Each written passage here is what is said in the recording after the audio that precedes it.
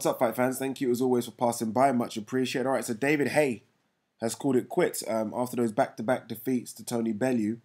He's decided to hang up the gloves. David Haye's going to be, 38 in October. So it isn't just injuries. Obviously, we know he's had so many injuries. Achilles, torn bicep, shoulder injury. And those are the ones that we just know about. I'm sure there's been more. But this Father Time, plus those injuries, plus what he's doing with his promotional company, I think it's perfect timing that David Haye has said, look, enough is enough. Look, he has retired before. Do you remember he retired, I think, after the Klitschko performance? Pretty sure he retired and done that kind of small press conference at his gym underneath the Crown Plaza. And then he came back out of retirement to fight Derek Chisora, I think, 8 or 9 months later. So he has kind of reversed his decision before, like many boxers have. But I don't think he's going to do it this time. I was asked how will David Haye be remembered, best performance, and I mean, look, as much as people are going to slice and dice his career, David Haye is a two-weight world champion. And that's just it. He's a two-weight world champion. I think what we as fight fans do now, maybe because of social media, we like to kind of look at someone's career a bit deeper and say, well, yeah, but he didn't fight that person or this person. And boxers of yesteryear, we don't do that to. So I'm not going to do that to him now. I'm just going to say David Haye is a two-weight world champion, and therefore he has to be one of Britain's best, right? So a cruiserweight and heavyweight world champion. You've got to give him credit for doing those. And he's a bit of a trailblazer.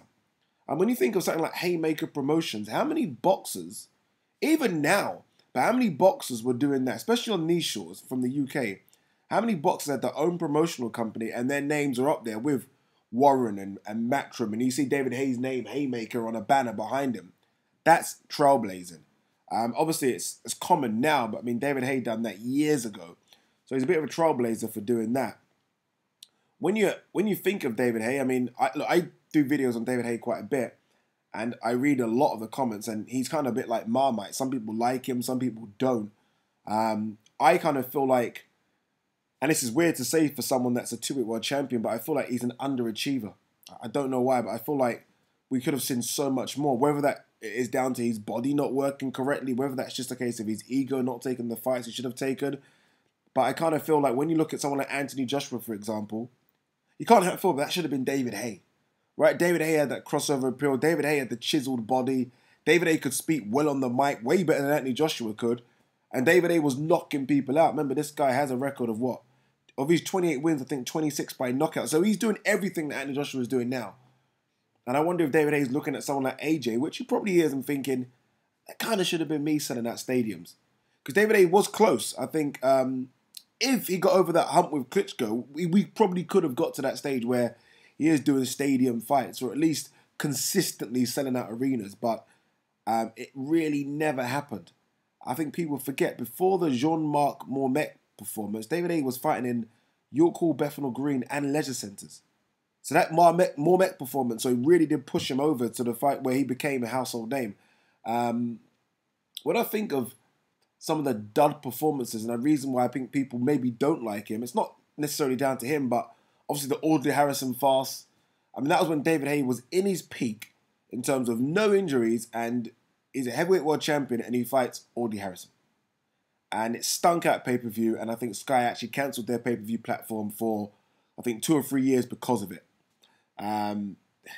Obviously the Klitschko one, we all know about that, chasing Klitschko around for 18 months, and then you kind of put on that performance, and then you blame your toe. I don't think he's ever actually lived that down. I think people still look at him as, Mr. Excuse, Mr. Excuse.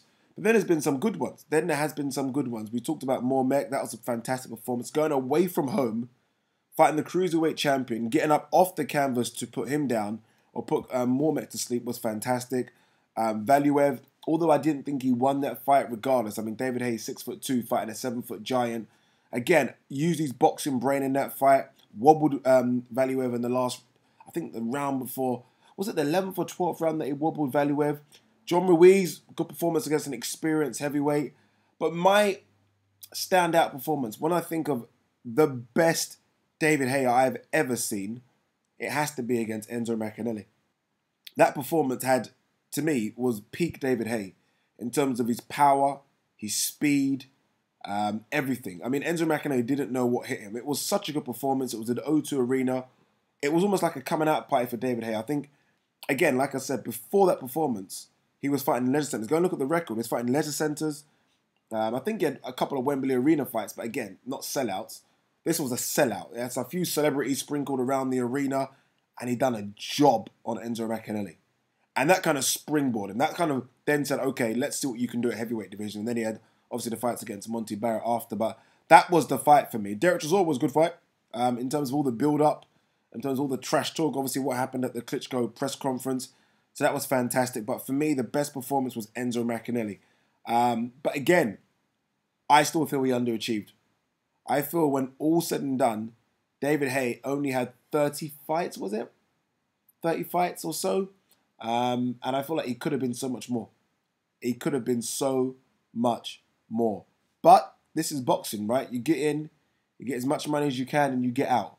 And I think David Haye will look at his bank balance in terms of what he earned from boxing. He must have earned some bloody good money and will be happy with his career. But what do you guys make of it? What was his best fight? Do you kind of go with the Enzo Maccarinelli one, or do you guys have another fight maybe? Mormek maybe? Chisora? Or some maybe ones early on in his career? Is he an all-time great in terms of British boxing? Two-weight world champion, heavyweight, cruiserweight? Or do you look at him as an underachiever? Do you look at him as someone that could have done more? Almost a bit like Prince Nassim Hamed, right? After that Barrera defeat, kind of disappeared. Do you look at him a bit like that? Like, could have done more, could have achieved more. What do you guys think? Leave your comments below. Much appreciated.